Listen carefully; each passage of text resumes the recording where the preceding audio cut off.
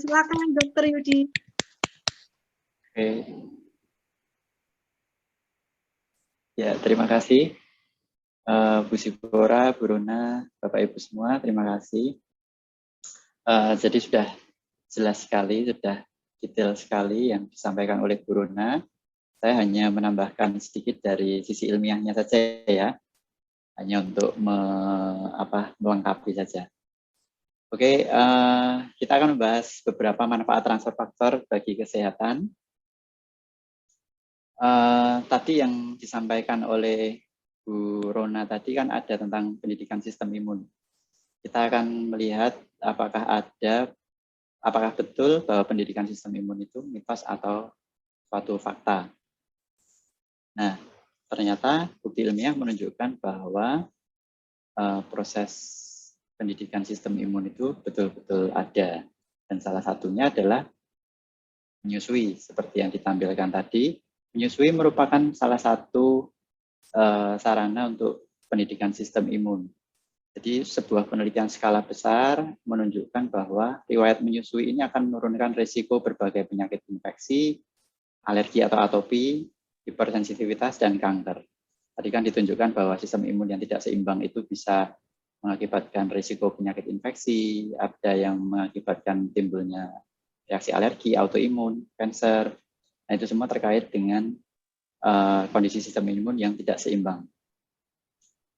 Nah, jurnal yang ini menunjukkan bahwa ASI itu mengandung faktor protektif yang penting untuk perkembangan sistem imun. Kalau orang dihentikan ASI-nya terlalu dini, dia akan berisiko untuk mengalami penyakit autoimun di kemudian hari. Nah, dari dua jurnal ini mendukung bahwa pendidikan sistem imun melalui susu atau kolostrum itu betul-betul ada. Nah, ini adalah skema tentang transfer faktor tadi, bahwa apabila ada virus yang masuk, maka sel darah putih jenis T helper 1 CD4 ini akan mengeluarkan transfer faktor. Transfer faktor ini akan dipakai untuk menandai sel-sel tubuh yang terinfeksi, untuk ini kemudian segera dieliminasi oleh sel CD8. Salah satu sel untuk membunuh sel-sel yang terinfeksi supaya infeksinya tidak menyebar. Nah, apa manfaat transfer faktor bagi kesehatan? Saya mencoba mengumpulkan dari jurnal-jurnal yang bisa kami kumpulkan. Masih ada banyak manfaat yang lain, tapi yang saya tampilkan ini. Untuk sistem imun secara umum, TF ini akan membantu untuk meningkatkan respon imun spesifik dan non-spesifik. Untuk respon imun spesifik itu maksudnya respon imun yang khusus untuk mikroba tertentu. Sementara kalau yang respon imun yang non-spesifik itu apapun mikrobanya itu bisa berfungsi.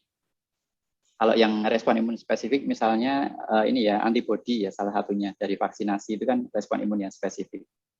Dan yang kedua untuk kanker. Beberapa penelitian menunjukkan bahwa TF ini meningkatkan jumlah dan aktivitas sel darah putih, menghambat pembelahan sel tumor, dan menunjang pengobatan menggunakan metode operasi, radioterapi, dan kemoterapi. Untuk kasus alergi, TF ini akan memperbaiki kondisi dermatitis alergi dan asma. Untuk kondisi autoimun bisa sebagai pendamping rheumatoid arthritis. Untuk kondisi gizi buruk, ini membantu untuk meningkatkan berat badan dan keterampilan sosial. Untuk COVID-19, TF ini diulas sebagai salah satu terapi pendamping pada COVID-19. Dan TF Plus ini, sewaktu saya kaji lebih lanjut, TF Plus ini kaya akan bahan alami yang bermanfaat untuk terapi COVID-19. Saya akan tunjukkan beberapa contoh jurnal-jurnalnya. Yang pertama, tentang efek imunomodulator dari TF. Jadi ditunjukkan bahwa TF ini dapat meningkatkan senyawa-senyawa imun untuk memodulasi sistem imun yang spesifik. Kalau yang ini meningkatkan respon imun yang non-spesifik.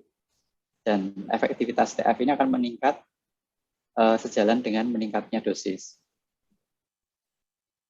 Kemudian untuk pasien kanker, TF ini bisa untuk meningkatkan aktivitas sel darah putih. Ini bisa untuk menunjang pengobatan secara medis. Nah, ini penelitian dalam negeri dari Undip. Ada 3 penelitian bahwa untuk di laboratorium itu menunjukkan bahwa TF meningkatkan aktivitas sel darah putih CD4 dan fungsi makrofag untuk untuk merusak sel-sel kanker dan untuk mengurangi pembelahan sel tumor. Jadi 3 penelitian ini dilakukan di Undip. Nah, ini penelitian dari luar negeri, bahasanya bahasa Spanyol, menunjukkan bahwa TF ini bermanfaat untuk memperbaiki gejala dermatitis atau alergi kulit ya, alergi kulit, dan menurunkan aktivitas sel darah putih yang tidak sesuai.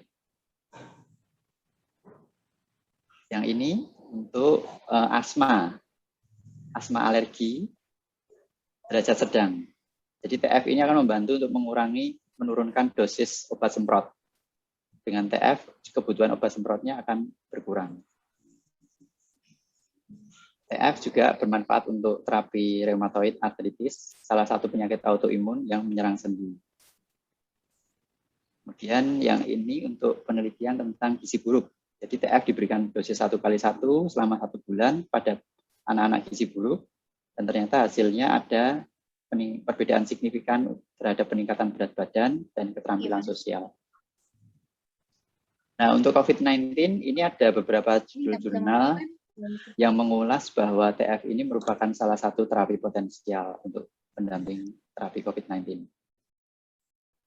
Nah, TF Plus juga mengandung banyak herbal tadi yang sudah disebutkan oleh Bu Rona tadi.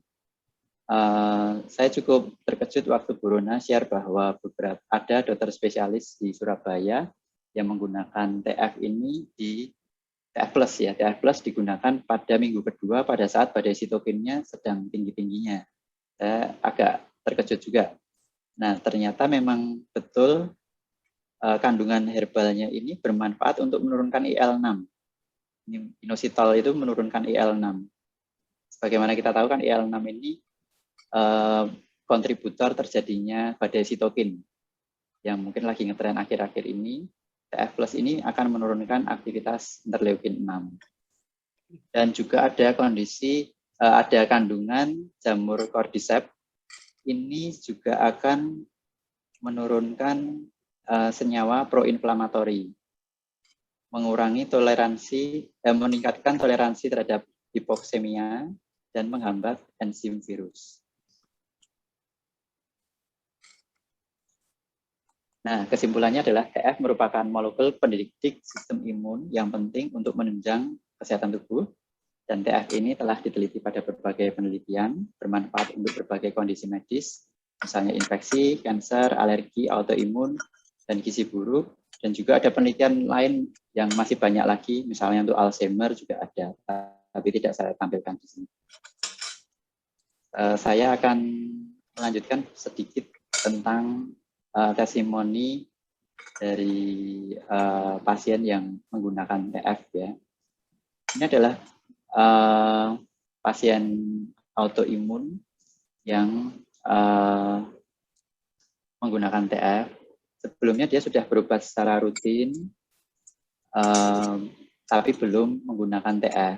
Jadi sebagaimana kita lihat, vaskulitis itu adalah penyakit autoimun yang menyerang pembuluh darah ya. Jadi pembuluh darahnya rusak sehingga bagaimana kita lihat di sini ujung-ujung kakinya menghitam ya. Ujung-ujung kakinya menghitam. Terus ini pembuluh darahnya juga kelihatan lebih ini ya lebih menghitam gitu di kedua kakinya.